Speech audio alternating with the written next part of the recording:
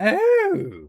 So we are at the point of the season where things will have to start getting cut. So if you love I Want You to Love You Till Your Dying Day, do me a great solid. Leave a like on the video, share, support, subscribe, ring that bell. Patreon is where you can catch the full live reactions. But if you hype the video on the YouTube mobile app, it does push it to more people. And I see the demand, we can keep it on YouTube. Otherwise, Patreon, it will become an exclusive. Let's jump into episode 3, though. So Mimi's not good at clean kills, huh? What in Frankenstein's...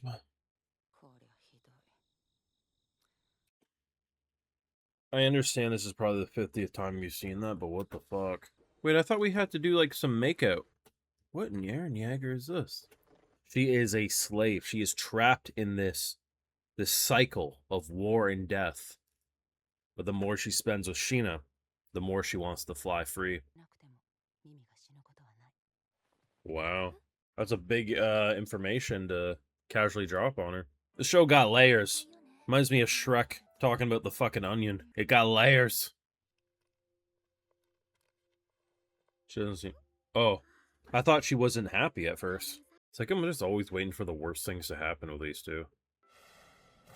Jesus, she fucking... Is it okay if I boing? I mean, you two are gonna boing before the end of the show. They just randomly went 3D. I mean, I couldn't even tell with I could tell with Mimi. Huh. I'll be damned.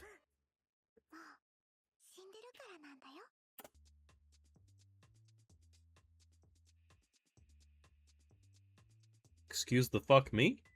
So the end of this episode delivers a very shocking turn of events. It's not just a shock because Mimi says, I'm already dead. That's a shock, but when you look at the title of this show, I Want to Love You Till Your Dying Day. To me, I was looking at this show potentially becoming a situation where Mimi dies relatively early, and then Sheena ends up becoming the new killing machine for this crew. And I wasn't confident on that, but I was like, one of these two ain't making it to the finish line, and it's going to break the other's heart. But now, we already know she's dead. Because we see her do some more Attack on Titan regeneration, which, hey, that's nothing new for this series. But we were under the assumption that someone has to infuse their mana into you for that to happen. She can do that all by herself. You know, you have a character named Fran, and I'm thinking Frankenstein's monster from the beginning, and now I'm like, no, this bitch is the Frankenstein's monster. I'm confused now, because this kind of changes everything.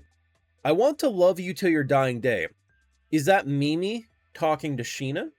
Or is that Sheena talking to Mimi? Because eventually this dead regeneration necromancy is going to wear off sooner than a normal lifespan. Because here's the thing, this show does not shy away from the gore. When I saw my girl get a late night delivery, some Amazon Prime specialty, I'm thinking it's like, you know, we're cleaning up the mess. We're cleaning up the mess of maybe she did some war crimes that we gotta cover up. Not expecting it to be her. Like I say though, it's fascinating that she has the ability to regenerate. So Fran tells Sheena when leaving, because she sees that she's concerned, don't worry, she can't die. Mimi at the end of the episode tells us, I'm already dead.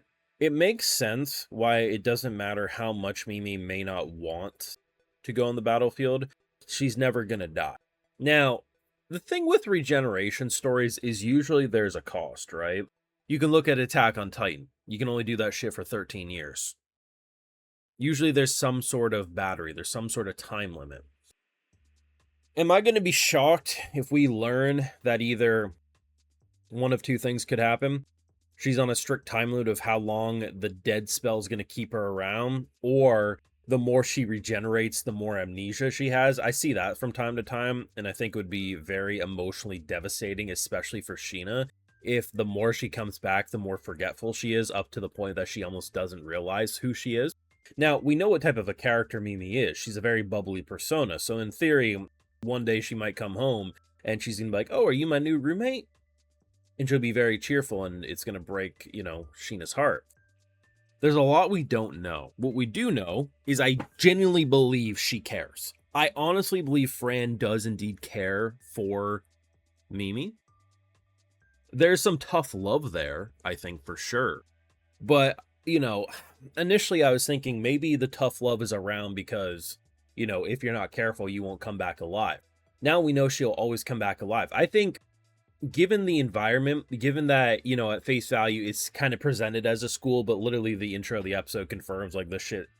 It's literally all about training little killers, right? I mean, this is probably the nicest you're going to get in an environment like this, if this is what is considered normal. But I mean, the birdcage analogy doesn't lie. She is currently a trapped bird. Whether or not she flies free remains to be seen. But these two are probably not going to have a happy ending. It's interesting. They're blending it really well. There's a lot of slice of life between the two of them. Because if every episode was just watching them covered in blood and decapitating other people, I mean, eventually it'd grow boring, it'd grow numb, right? Even a horror video game doesn't just constantly throw jump scares in your face, it allows those slow burn, eerie moments. In this case, watching them clean the room, watching her teach her how to be a normal girl, as then Fran comes in and says, all right, time to kill. That type of tonal whiplash is very, very effective directing, and it has me very fascinated on where the two of their dynamics will go. I do find it hilarious that as soon as we're told, hey, she can't die, even if they're your friend, she immediately just says it. Like, hey guys, yeah, she can't die.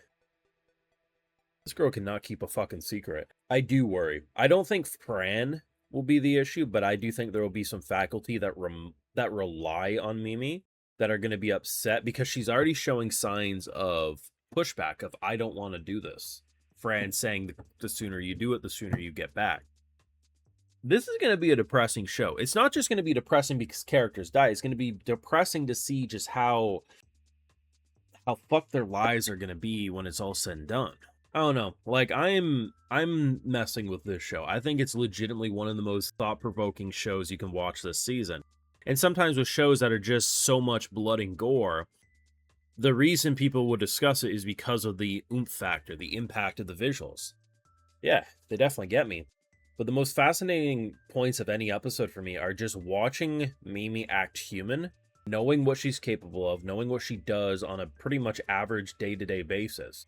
Sheena desperately wanting her to be normal, hell, even Mimi now wanting to be normal, as then we throw her back into that, and then she, like, when she came back and she was taking off her boots, I thought she was mentally fucked up. No, she was just being compassionate. She thought she was sleeping. And then you see how fucking bloody it is. Like, there's a lot to the show. I would love to keep covering it. I firmly believe this show will get slept on, and it will pull a skeleton night. People won't give a fuck about it after an episode or two. I would be welcome to be proven wrong, but let me know your thoughts and feelings down below. Leave a like, subscribe, all that fun jazz. But Patreon, we will be covering it no matter what over there, among so many other anime. And hey, if you're already over on my Patreon, I'll give you a video shout out too, because my patrons are what make this YouTube channel possible. Alright, so today we got Keegan Miller, Ert Swanson, Jan Peterson, and we also have Zeekster. So I appreciate the support, everyone. Please take care, and y'all have a good one.